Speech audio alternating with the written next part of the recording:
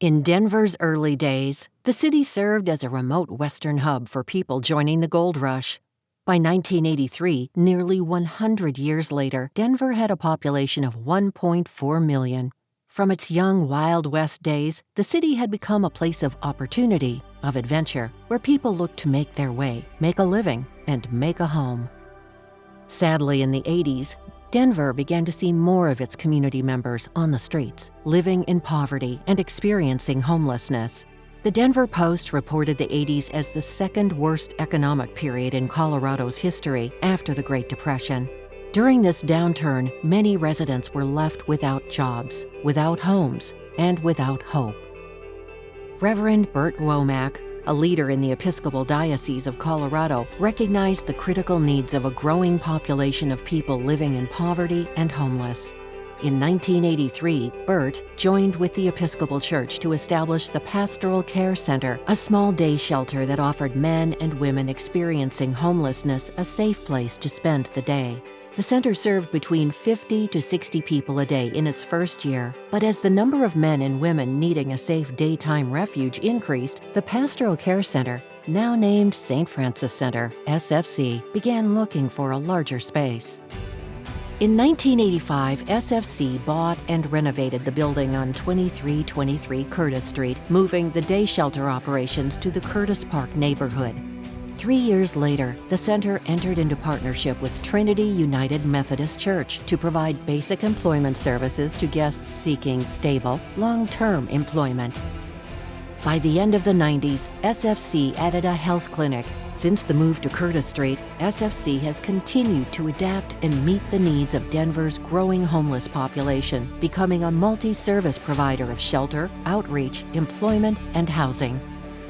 As visible homelessness increased in the 2000s, street outreach was started in 2005. The outreach team is made up of mobile staff who build relationships and connections with Denver's unsheltered men and women needing support and services. At the same time, it was also becoming clear that case-managed housing was the long-term solution to homelessness. By 2008, SFC completed construction on its first housing project, the Cornerstone Residences at St. Francis Center, providing 50 previously homeless men and women with their own apartments and regular case management support and other supportive services. In 2018, SFC opened its second apartment building, the St. Francis Apartments at Cathedral Square. This building provides housing and support services to 50 men and women previously homeless, some having their own homes for the first time in many years.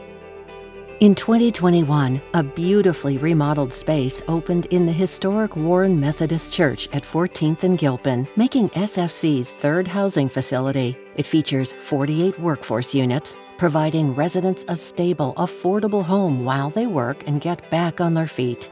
In 2023, Nancy Burke became the center's third director, replacing Tom Lewers, who retired after 31 years of service, and ground was broken on our fourth housing development, which will provide 60 units of permanent supportive housing for unhoused older adults in West Denver. Today, the SFC Day Center welcomes an average of close to 600 people daily, 7 days a week, year-round. The Day Center offers guests access to mail and storage, showers, clothes, social services, and medical care. We have come a long way since 1983, both as a city and as an organization serving some of our city's most vulnerable. The population of Denver has more than doubled since our founding, with the city consistently ranked as one of the fastest-growing cities in the country. Metro Denver's most recent point-in-time survey shows that Denver has approximately 9,065 people experiencing homelessness on any given night. As these numbers have risen, the St. Francis Center has developed a holistic approach to coming alongside our guests, offering opportunities to rebuild what has been lost. For as long as necessary, we will continue to meet the needs of our community members who are experiencing homelessness, providing core services and the types of additional support that truly direct our guests away from homelessness. And we will only be able to continue to do this with your help. We can do this when our city, our churches, our schools, our neighborhoods, and our businesses come together as one community. We hope you will join us in this work tonight.